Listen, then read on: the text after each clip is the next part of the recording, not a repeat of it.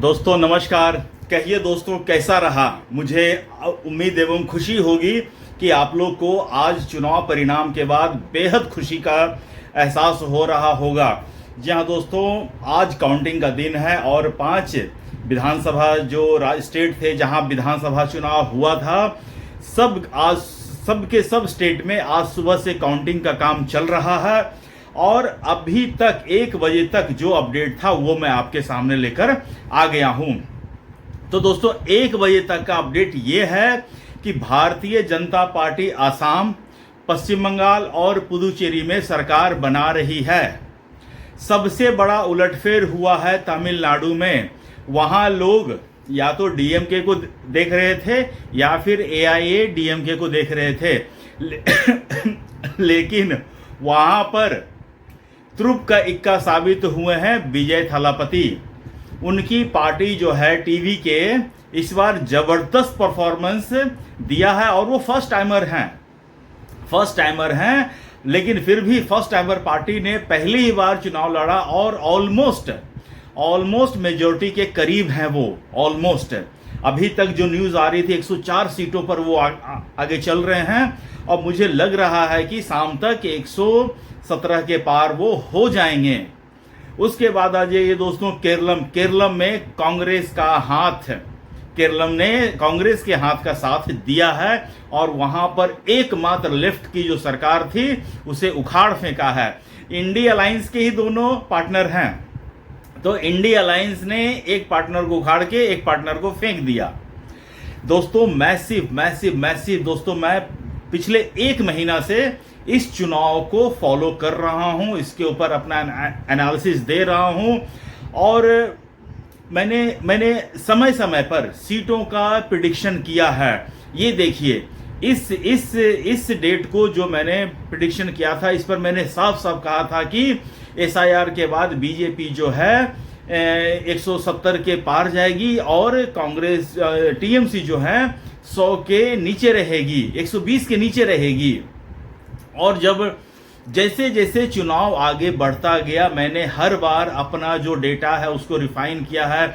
177 ले गया, 180 ले गया और एग्जिट पोल के बाद मैंने 179 दिया, ठीक है। और उसके बाद कल रात को मैंने वीडियो बनाया, वहां पर मैंने मेरे अंदर की जो गट फीलिंग कह रही थी, वहां मैंने अपनी बात कही कि कुछ भी हो, पश्चिम बंगाल में एक तरफा चुनाव होने जा रहा है। इधर वे में या तो ममता बनर्जी 200 पार जाएगी या तो फिर बीजेपी 200 पार जाएगी। आर या पार शब्द का यूज मैंने किया था और मैंने अपने तरफ से बीजेपी को दिया था।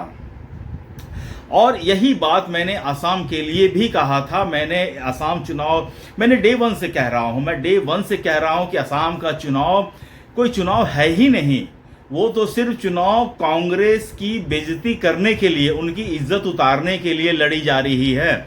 वरना हेमंत बिस्वा शर्मा को तो सीधी मुख्यमंत्री पद की शपथ लेनी चाहिए, ये मैं डे 1 से कह रहा हूं। और देखिए दोस्तों, मैंने एग्जिट पोल में भी कहा था, अपना जो एग्जिट फीवी पोल्स का जो एग्जिट पोल है, इस पर मैंने कहा था कि असम में जो है भारतीय जनता पार्टी 98 सीटें लेकर आ रही हैं।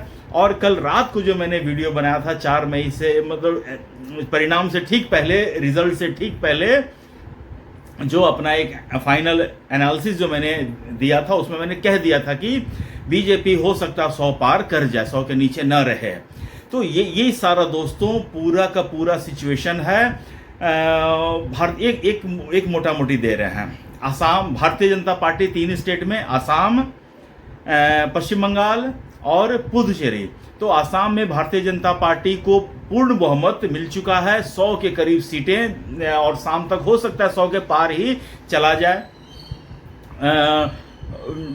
कांग्रेस को वहां 25 सीटें मिलती हुई दिख रही हैं और जो बदरुद्दीन अजमल की पार्टी है उसको 2 सीटें मिलती हुई दिख रही हैं। तो मुझे ऐसा लग रहा था कि बदरुद्दीन अजमल की पार्टी जो है 6-7 सीटें ले आएगा और कांग्रेस जो है 20 के आसपास रहेगा। लेकिन उन दोनों के लिए मिलाकर मैंने 26 सीटें दी थी और वो उसी रेंज में हैं। भारतीय जनता पार्टी 100 सीटें लाएगी।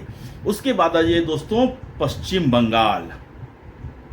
दोस्तों भारतीय जनता पार्टी के संस्थापक जनसंघ के सदस्य थे श्यामा प्रकाश मुखर्जी, जिन्होंने जम्मू कश्मीर के लिए, अखंड भारत के लिए अपने प्राणों की आहुति दे दी थी।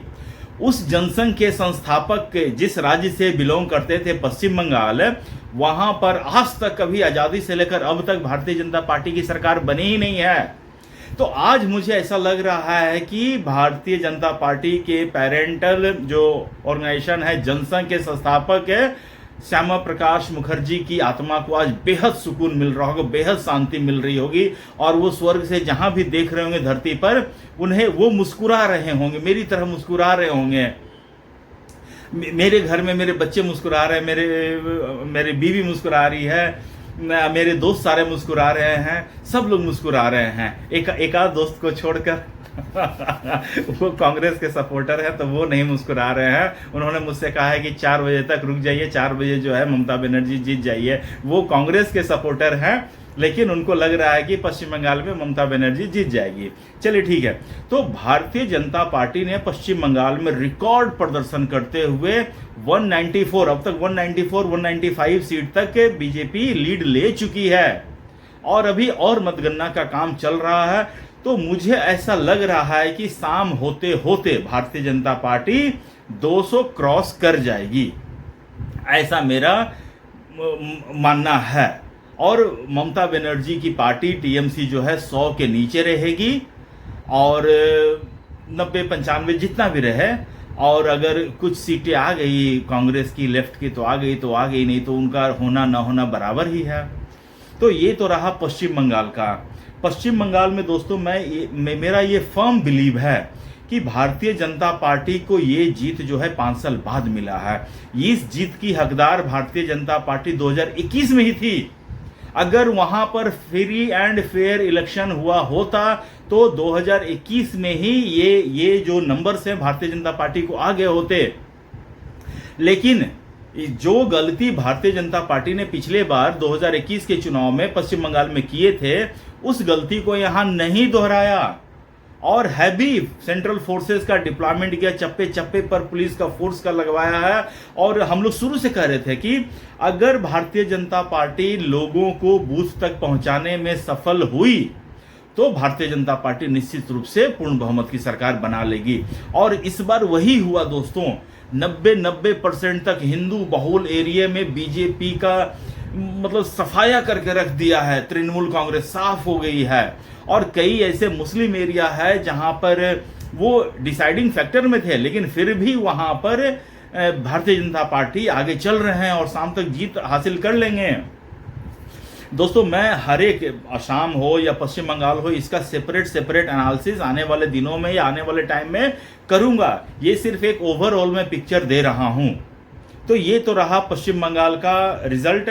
पुदुचेरी में जहां 30 सीटें हैं वहां Bharatiya Janata party lead NDA जो है 20 सीटें प्लस ऑलरेडी जीत चुकी हैं, और वहां मतलब एनडीए की सरकार वहां बन जाएगी।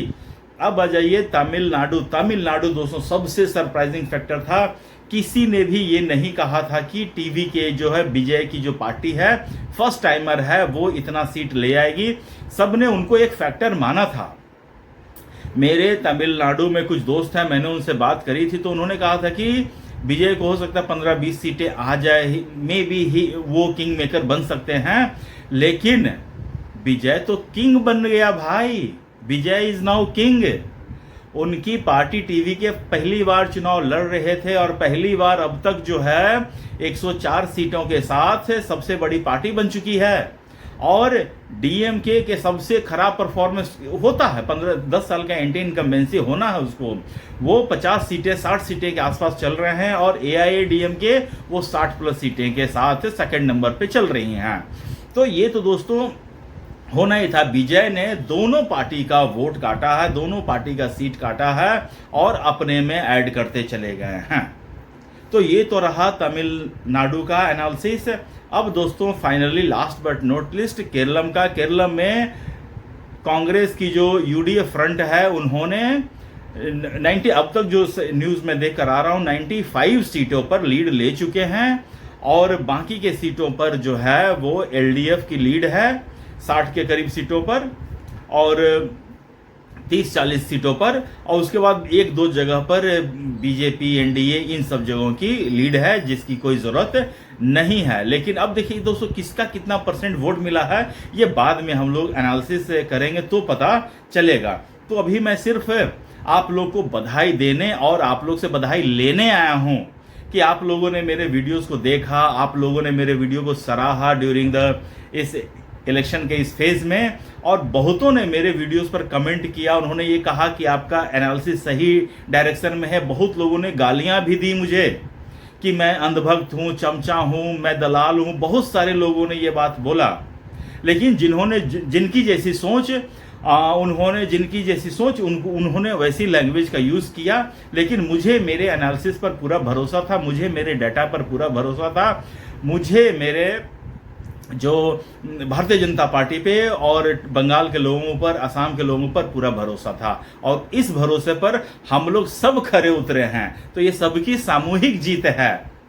ठीक है दोस्तों, तो इसी के साथ आज का मैं अपडेट यहीं समाप्त करता हूं, और शाम तक जब फाइनल रिजल्ट आ जाता है तब उसके बाद फिर से एक बार ओवरऑल लेकर आता हूं 5 स्टेट का, हर एक राज्य का अलग से डिटेल में। जब पूरा डेटा आ जाएगा तो उसके बाद अलग अलग एनालिसिस करेंगे।